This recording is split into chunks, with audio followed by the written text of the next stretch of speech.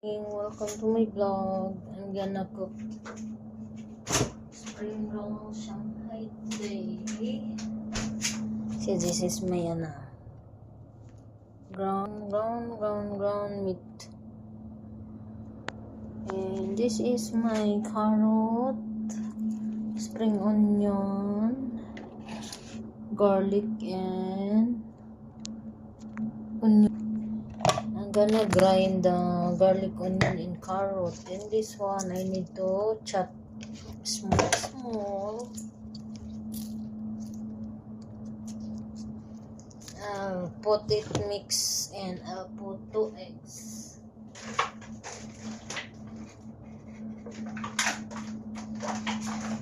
Season it with garlic, with ground black pepper and salt. If you want, you can put cubes, beef cubes.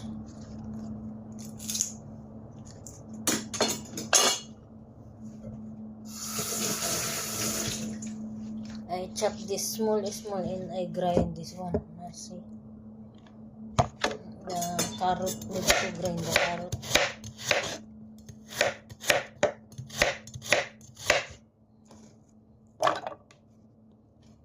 Mix it all together. That's why I can grind this together with the garlic and onion.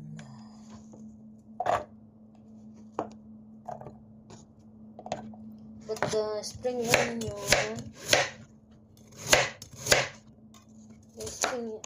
I can chop that small.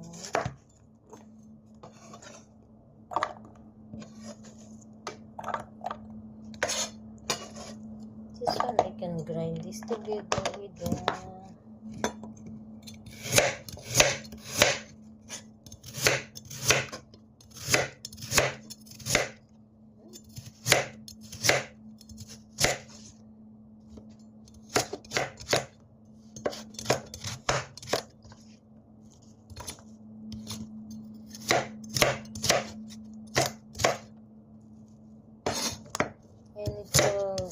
grind this one until small.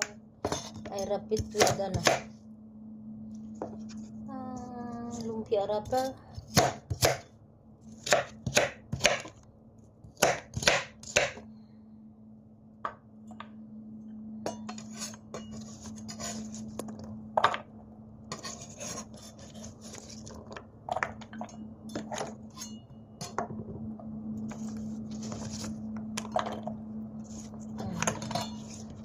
I'll put it all together with the garlic and onion and carrot, and I grind this one manual grinder.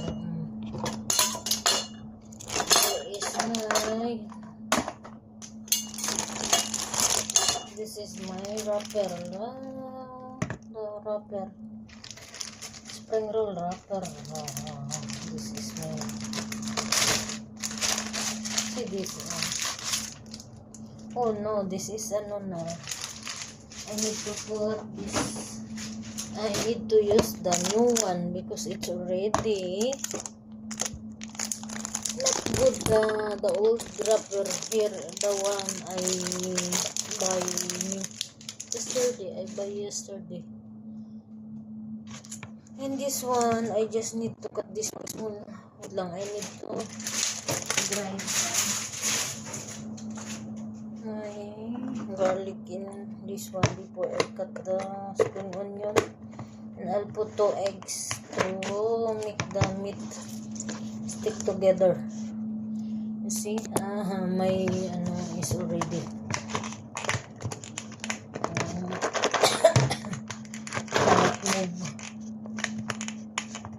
move.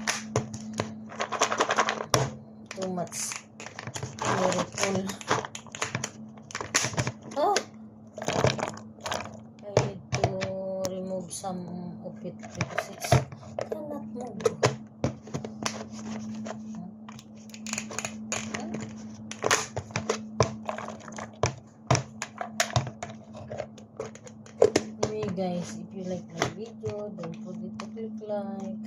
pa.